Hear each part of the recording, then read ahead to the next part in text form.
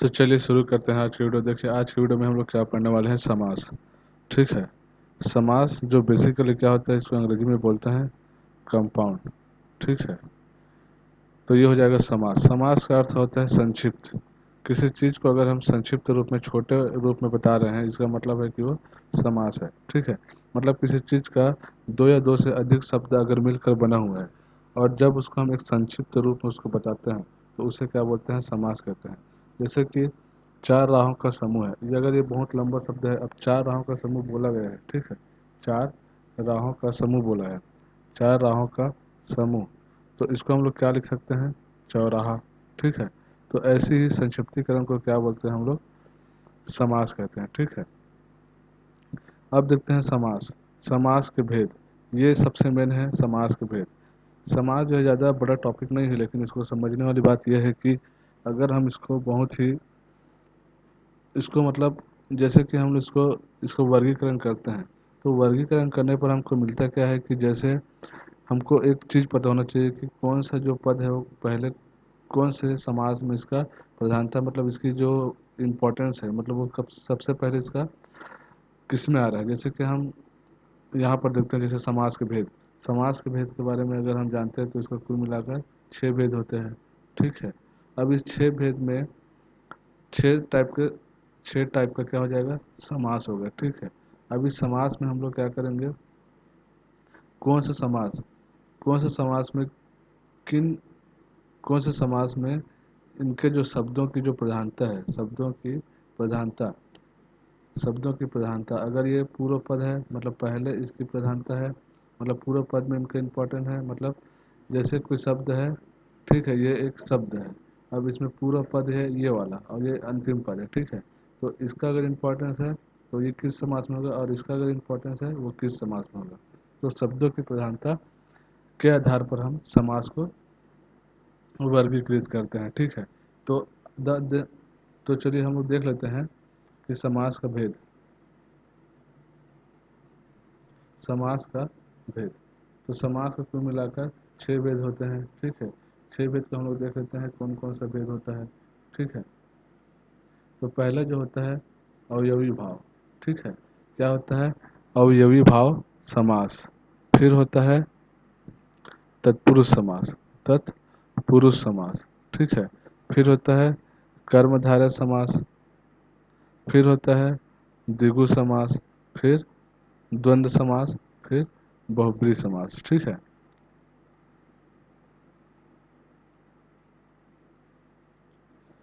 तो इस तरीके से हम लोग इसका 6 भेद देख चुके हैं। ठीक है। क्या कहता है, अवयवी भाव समास, तत्पुरुष समास, कर्मधारय समास, द्विगु समास, द्वंद्व समास और बहुब्रीहि समास। ठीक है। अब इसको हम लोग देखते हैं पदों की प्रधानता के आधार पर। पदों की प्रधानता के आधार पर इनका वर्गीकरण, इनका वर्गीकरण।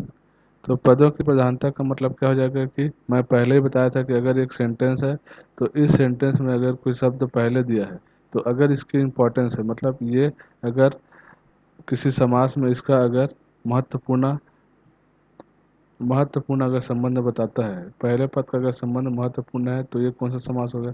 फिर अंतिम पद का अगर संबंध कोई इम्पोर्टेंस है तो ये इसका इम्पोर्टेंस किस समास के आधार पर बताएगा, उसको हम लोग देखेंगे। तो क्या होता है कि जो पूर्व पद होता है, पूर्व पद मतलब किसी भी समास का पूर्व पद। ठीक है।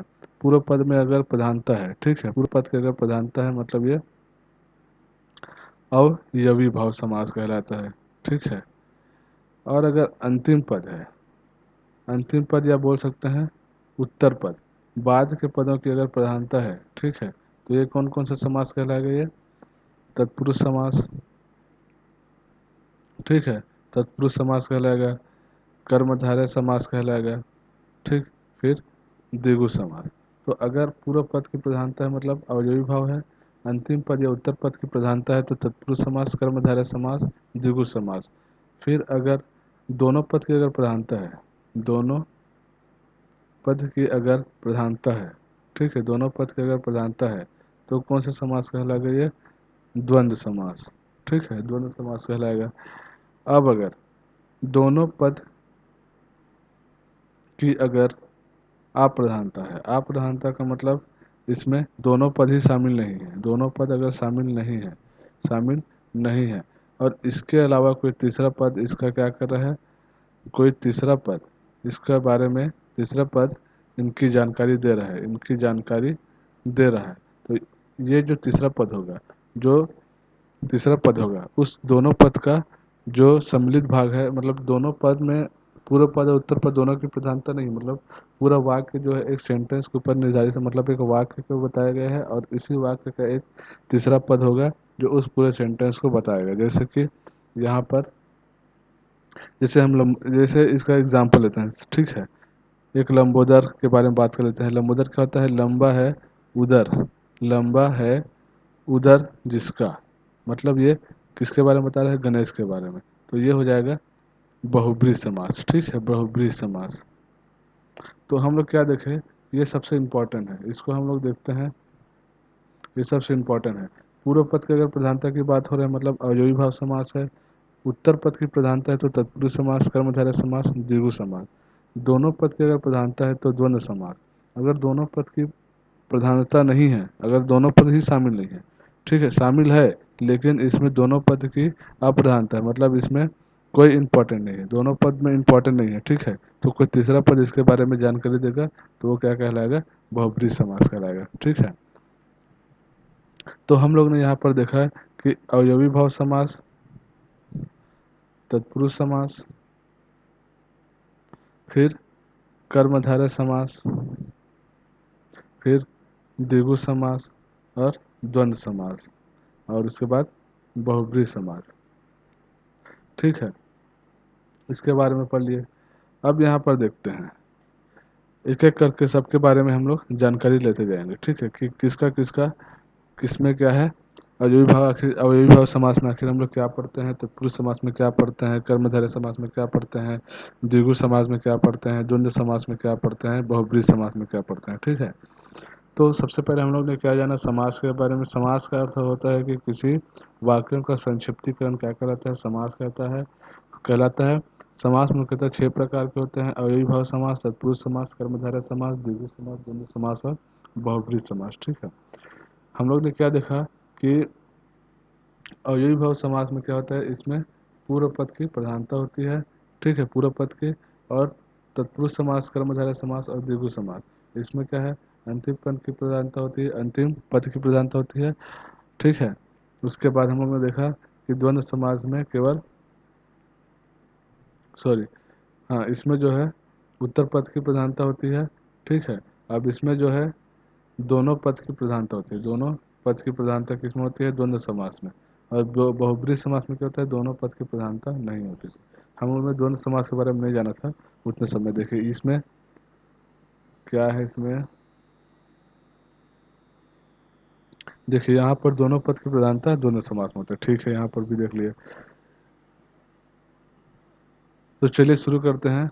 अब हमारा जो है एक एक करके हर समास के बारे में जानकारी लेते जाएंगे, ठीक है। तो पहले देखते हैं अवयवी भाव समास।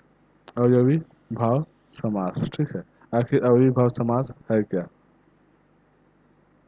देखिए पहले चीज तो हम लोग जान लेते हैं कि पूर्व पद की प्रधानता होती है, ये चीज हम लोग लिख लेते हैं, ठीक है, पूर्व पद की प्रधानता होती है। अब हम देखते हैं जिन पदों में पहली पद की प्रधानता होती है, पहली पद मतलब पूर्व पद अगर की प्रधानता है, ठीक है, तो ये अवयवी भाव समास हो गया। जैसे कि इसको हम पहचान करते हैं, ठीक है, तो इसकी हम लोग पहचान कैसे करते हैं, पहला पहला पद रहेगा, ठीक है, पहला पद मतलब किसी भी शब्द में पहला पद क्या हो सकता है, अनु हो सकता है, आ हो सकता है, प्रति हो सकता है, या भर हो सकता है, यथा हो सकता है। अगर ये सारे चीज आ रहे हैं, ठीक है, तो ये क्या हो जाएगा, अवयवी भाव समास हो जाएगा, ठीक है। जैसे कि एग्जाम्पल के लिए हम लोग देख लेते हैं, अवयवी भाव समास में एग्जाम्पल देखते हैं, जैसे कि प्रति प्लस दिन, तो ये क्या हो जाएगा, प्रतिदिन, ठीक है। यहाँ पर पहली पद की प्राथमिकता है। फिर आ प्लस जन्म, ये क्या हो जाएगा, आज जन्म, ठीक है। पहली पद की प्रधानता है, ठीक है, मतलब जन्म से लेकर, प्रतिदिन का मतलब प्रत्येक दिन, ठीक है। अब यहाँ पर अनुरूप, अनुरूप को क्या बोल सकते हैं, अनु प्लस रूप, अनुरूप मतलब रूप के योग्य, ठीक है, रूप के योग्य। तो इसमें जितने भी पहली पद की प्रधानता होगी, मतलब पहली पद, अगर पहला पद अगर बता रहे हैं किसी दूसरे पद के बारे में, मतलब प्रत्येक दिन, दिन प्रतिदिन मतलब प्रत्येक दिन, आजन्मस मतलब जन्म से लेकर, अनुरूप मतलब रूप के योग्य, ठीक है। अब यहाँ पर देखिए प्रतिकूल के बारे में, प्रतिकूल क्या हो जाएगा, ठीक है, प्रतिकूल मतलब प्रतिदनुकूल, प्रतिकूल, ये क्या हो जाएगा, इच्छा के विरुद्ध, इच्छा के विरुद्ध, ठीक है, प्रतिकूल। तो ऐसे ही पूर्व पद की अगर प्रधानता हो रही मतलब अविभाज्य समय, ये बहुत ही सिंपल है, इसको आराम से जान सकते हैं, ठीक है। जैसे कि एक और एग्जांपल ले लेते हैं, हाथ प्लस हाथ, ये क्या हो जाएगा, हाथों हाथ, ठीक है, हाथों हाथ, हाथ ही हाथ में, ठीक है, हाथ ही हाथ में। तो इस तरीके से अविभाव को हम लोग समझ सकते हैं। अब देखते हैं हम लोग तत्पुरुष समास।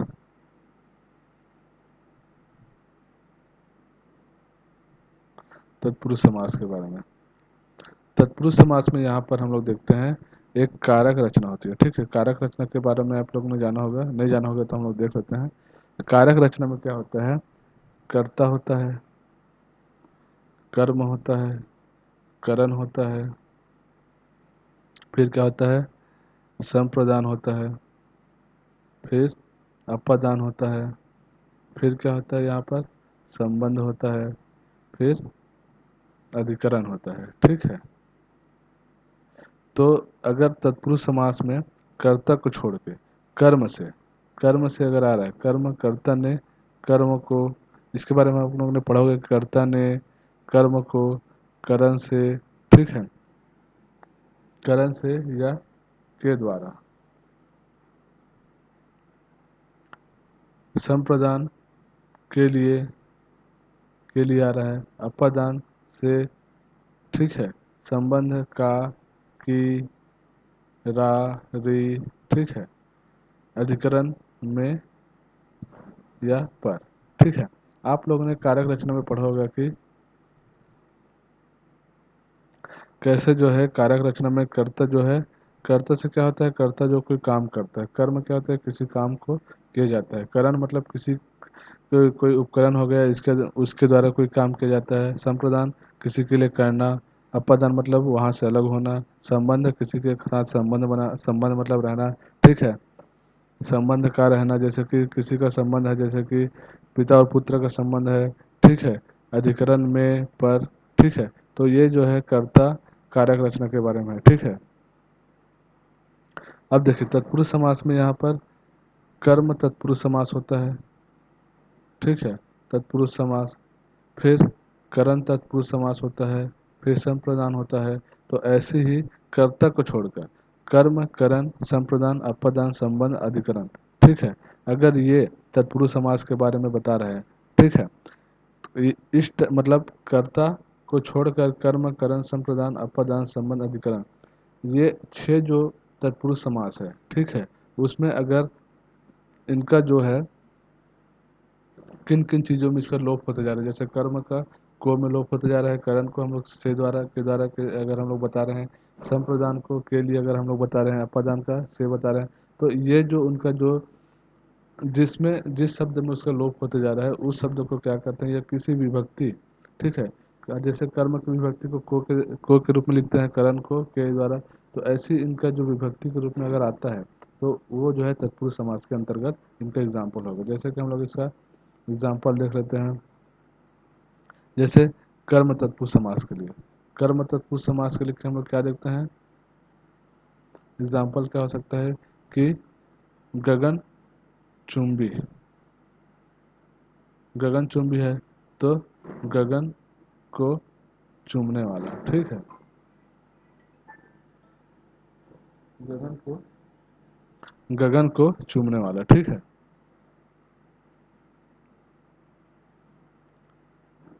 वाला। तो यहाँ पर को विभक्ति आ रहा है, मतलब ये कर्म तत्पुरुष समास है। यश प्राप्त,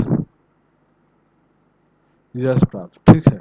तो यश को प्राप्त, यहाँ पर क्या आ रहा है, विभक्ति को आ रहा है, ठीक है। तो ऐसे ही कर्म तत्पुरुष समास में अगर को की विभक्ति आ रहा है, मतलब को मतलब विभक्ति को आ रहा है और को के रूप में अगर इसका लोप होते जा रहा है, ठीक है। कर्म कर्म का मतलब को के रूप में अगर इसका कोई वाक्य बन रहा है तो ये कर्म तत्पुरुष समास है।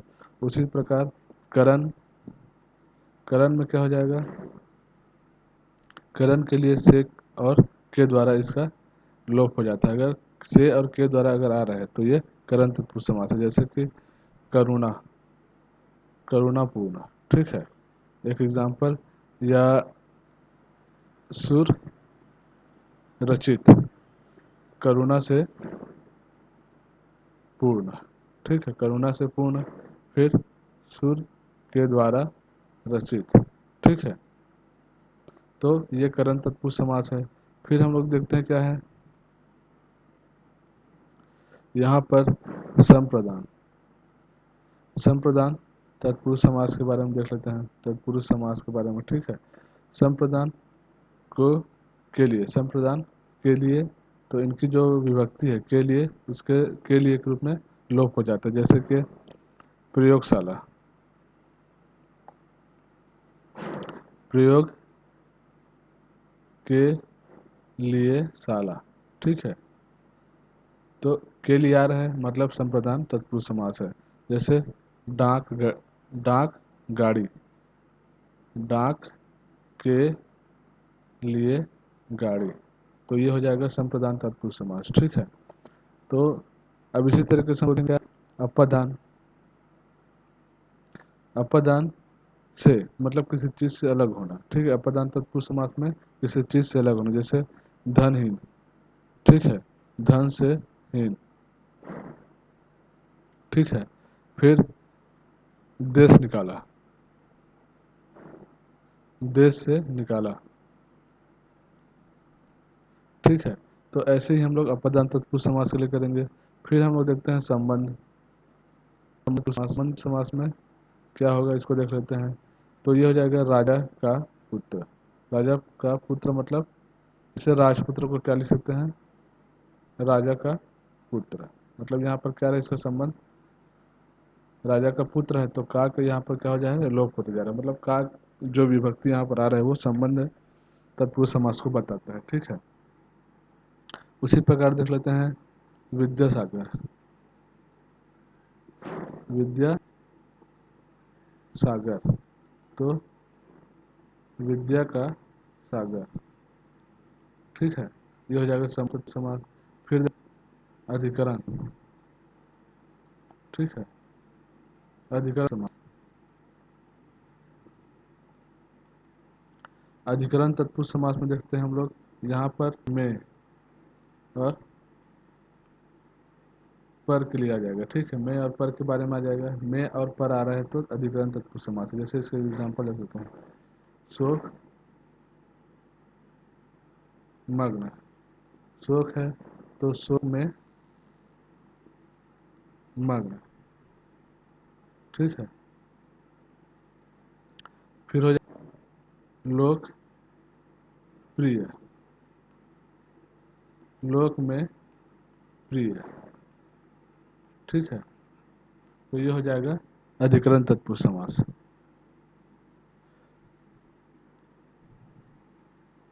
तो तत्पुरुष समास के बारे में आप लोगों ने पूरी जानकारी ले लिया कि कैसे जो है कारक चिन्ह के आधार पर तत्पुरुष समास को बताते हैं, ठीक है। अब यहाँ पर एक नया जो है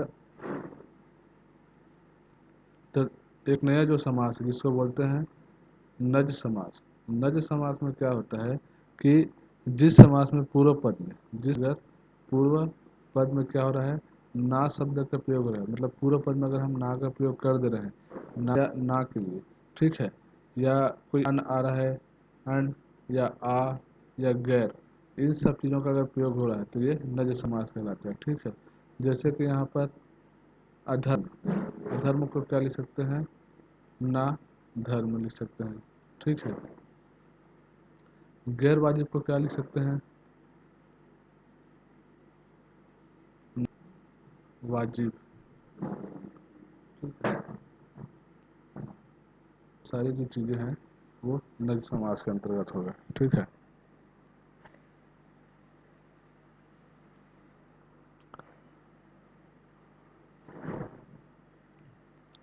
अब देखते हैं कर्मधारय समास के बारे में। ठीक है, कर्मधारय समास। कर्मधारय समास में क्या होता है? कर्मधारय समास में इसमें जो है प्रधान नहीं होता। ठीक है, इसमें क्या होता है? उत्तर पद प्रधान होता है। ठीक है, उत्तर पद प्रधान होता है। अब उत्तर पद तो प्रधान होता है, लेकिन इसको विग्रह करने के लिए हम जिन शब्दों का प्रयोग करते हैं वो क्या होता है?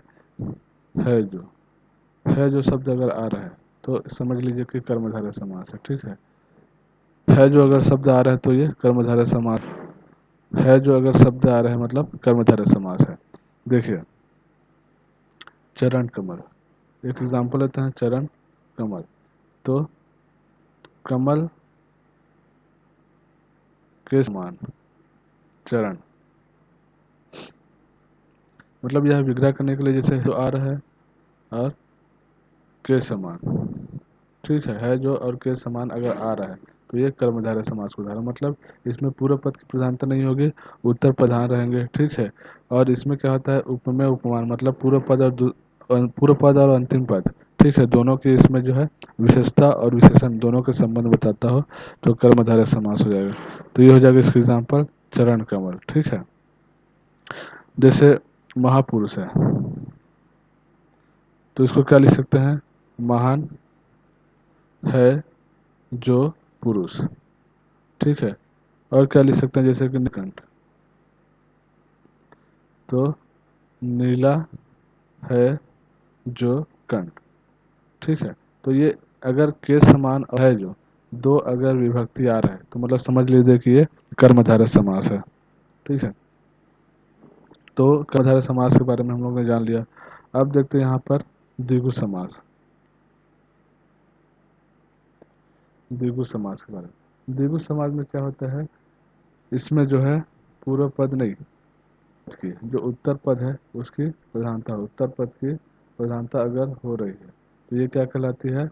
द्विगु समास कहलाते हैं। जैसे द्विगु समास कहलाते हैं। ठीक है, और इसमें जो है जो पूर्व पद रहेंगे उसमें जो है संख्या संख्या वाचक विशेषण हो, संख्या वाचक विशेषण हो तो क्या कहलाएंगे? ये समास कहलाएंगे। ठीक है, द्विगु समास, संख्यावाचक अगर विशेषण हो तो ये द्विगु समास कहलाएंगे। मतलब द्विगु समास कोई संख्या से संबंधित अगर कोई पहला जो पद है अगर आ रहा है तो ये द्विगु समास कहलाते हैं। जैसे यहाँ पर हम लोग देख लेते हैं एग्जाम्पल, सप्त सिंधु। ठीक है, सप्त सिंधु को क्या लिख सकते हैं? यहाँ पर सप्त सिंधुओं का समूह, 7 सिंधुओं का समूह। ठीक है, तो ये सप्त सिंधु हो जाएगा। फिर लोक, 3 लोकों का समूह। ठीक है, मतलब द्विगु समाज में अगर आ रहे हैं समूह या समाहार से संबंधित अगर कोई शब्द आ रहा है तो ये द्विगु समाज का उदाहरण है। जैसे 3 लोगों का समूह त्रिलोक आएगा। फिर चौराहा हम लोग ने देखा था, 4 राहों का समूह। ठीक है, तो ये द्विगु समाज का उदाहरण है। ठीक, अब देखते हैं यहाँ पर द्वंद्व समास।